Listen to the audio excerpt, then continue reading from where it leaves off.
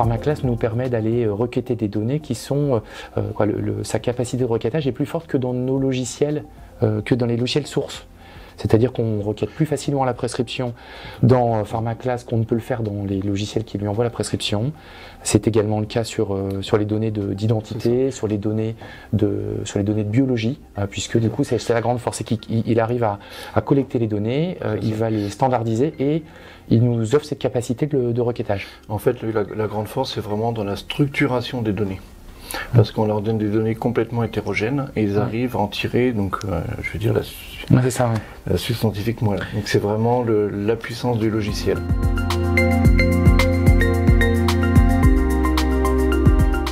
Il faut ajuster en fait les règles. En fait, l'éditeur appelle ça des algorithmes, nous on appelle ça des règles.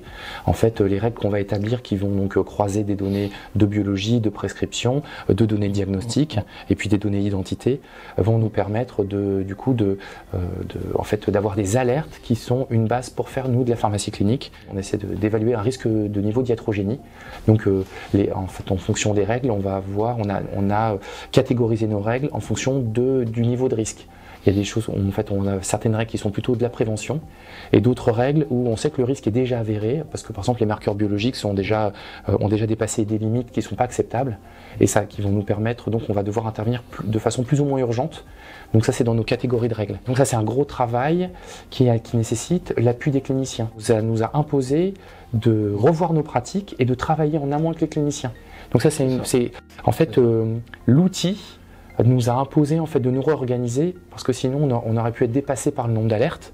Donc là maintenant par exemple, on travaille avec l'équipe douleur et l'équipe douleur tous les jours revoit nos résultats avec nous. Il y a une infirmière et un médecin qui se détachent et puis on fait un petit point pour voir si on n'a pas une nouvelle clause à ajouter dans la règle pour essayer de mieux cibler les patients. Et c'est vrai, je me souviens qu'au début on avait travaillé avec la néphrologie et ça avait été impressionnant les premières alertes qu'ils recevaient. Qui remettaient entre guillemets en doute leur prescription, vu qu'ils voyaient qu'il y avait une anomalie. Par contre, on a évité de graves problèmes au niveau rénal, et c'est vrai que c'était impressionnant, et ça a même surpris les cliniciens, c'est qu'on a dû vraiment les introduire pour les accompagner au changement des pratiques. Et ça nous a permis aussi de transférer des compétences, c'est-à-dire par exemple l'équipe de néphrologie en fait nous a aidé à coder des règles dans le logiciel, ce qui nous a permis d'identifier en fait des problèmes liés à l'insuffisance rénale, mais sur tous les patients de l'hôpital.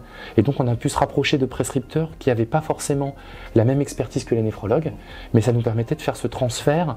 Et en fait du coup on retournait voir les néphrologues pour parler de cas de patients qui n'étaient pas dans leur service.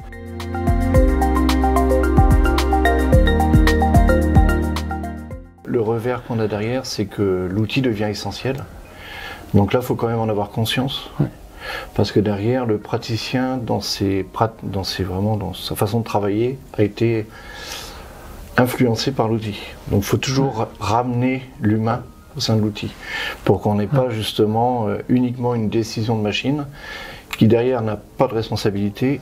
Il faut toujours que le praticien soit au cœur. Et donc c'est pour ça qu'on a, pour le moment en tout cas, nous on a toujours un interne en pharmacie, ou un pharmacien, en fait qui suit les alertes, parce que pour le moment on n'est pas, on n'est pas encore à un niveau de maturité sur nos règles qui permettrait à ce qu'on laisse les cliniciens seuls avec les alertes. Il faut que nous on soit informés, parce que ça reste notre cœur de métier, l'analyse des prescriptions.